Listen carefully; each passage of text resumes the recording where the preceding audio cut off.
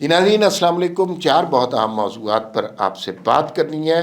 ایک تو امریکہ سے دو لوگ آئے ہیں اور دونوں ہی تنازع کا شکار ہو گئے ہیں. ایک امریکی سفارت کا سرمایہ کار آئے ہیں, دوسرا ایک امریکی خاتون آئی ہیں, اور دونوں کے ساتھ سارے اپنے رشتے ملانے کی کوشش کر رہے ہیں. ایک سے رشتہ جان بچا رہے ہیں, ایک سے رشتہ بٹا رہے ہیں. بڑی انٹرسٹنگ سچویشن ہے. اس پہ بات کریں گے. ملک ریاض فراگوگی, علی ریاض اور شہزاد اکبر کے پاسپورٹ منسوخ اور معاملات گڑبڑ ہو گئے ہیں اب ان لوگوں کے.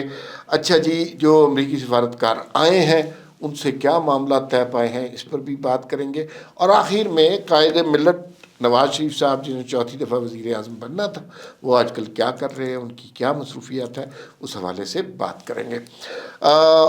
امریکی سرمایہ دار کے حوالے سے بڑی کنٹروورسی ڈیولپ ہو گئی ہے.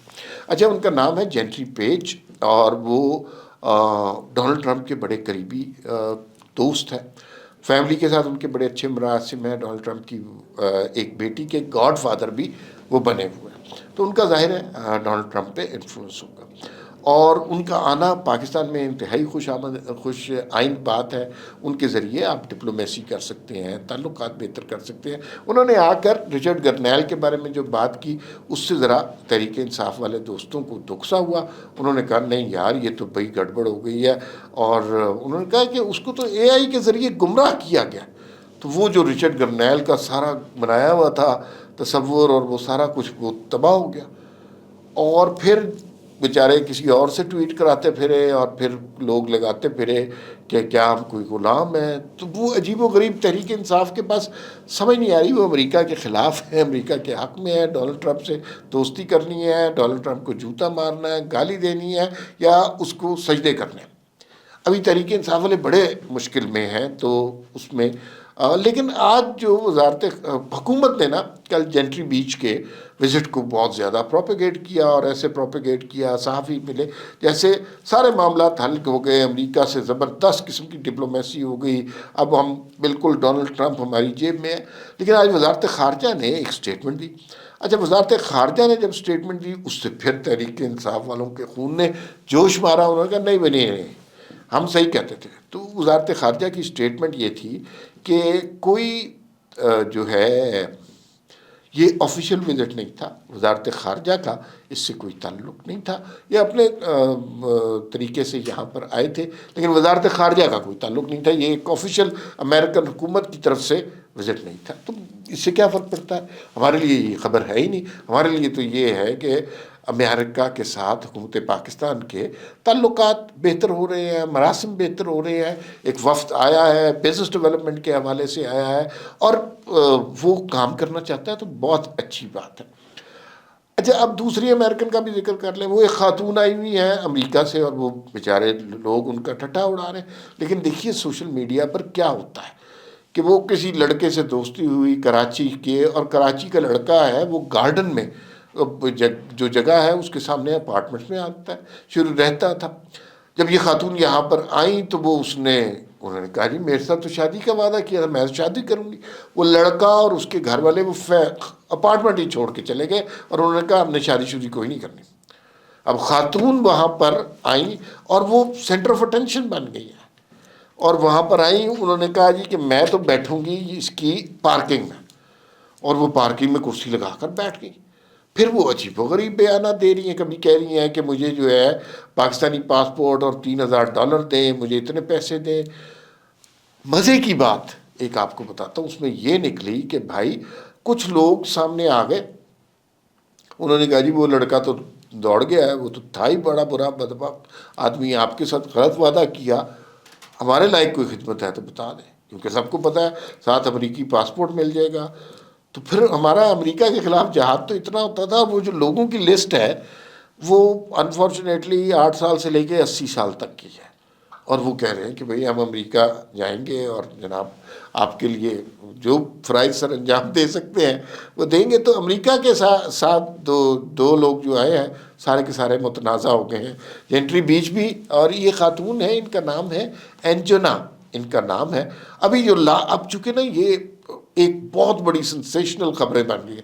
ابھی میں دیکھ رہا تھا ٹی وی پہ کیا چل رہا تھا ٹی وی پہ چل رہا تھا کہ خاتون نے آن لائن ٹیکسی بک کرائی اور وہ ایک نامعلوم منزل کی طرف چلی گئی، پولیس اہلکار موٹر سائیکل پہ ان کا تعاقب کرنے پر مجبور۔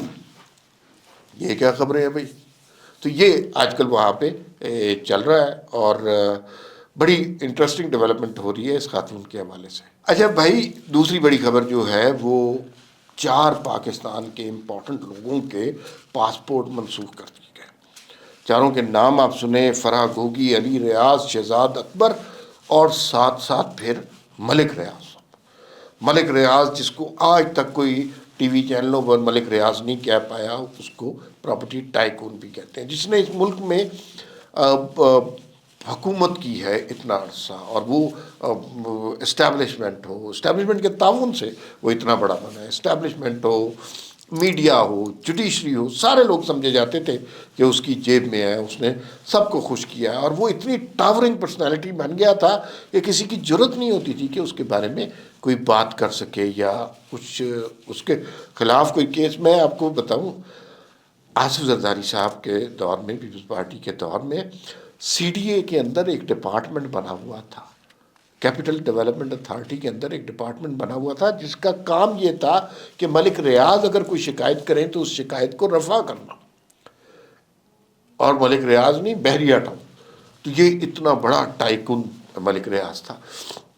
اچھا، جب لوگ اتنے بڑے ہو جاتے ہیں نا تو پھر وہ اپنے آپ کو خدا سمجھنے لگتے ہیں۔ ملک ریاض پہ بھی وہی وقت آیا، اور اس نے لوگوں کو جو ہے نا اس ریاست سے اپنے آپ کو بڑا سمجھنے کی کوشش کی، اور پیسہ ان لوگوں کے لیے سب کچھ ہوتا ہے۔ اب دیکھیے 190 ملین پاؤنڈ جو کیس ہے، اس کے اندر اس سائڈ پہ بھی ملک ریاض ہے، اس سائڈ پہ بھی ملک ریاض ہے، ادھر جو 470 ارب کا نقصان ہے وہ بھی ملک ریاض کا ہی ہے جو جرمانہ ہوا ہے، اور وہ جو 190 ملین پاؤنڈ ہے وہ بھی ملک ریاض کا ہی ہے۔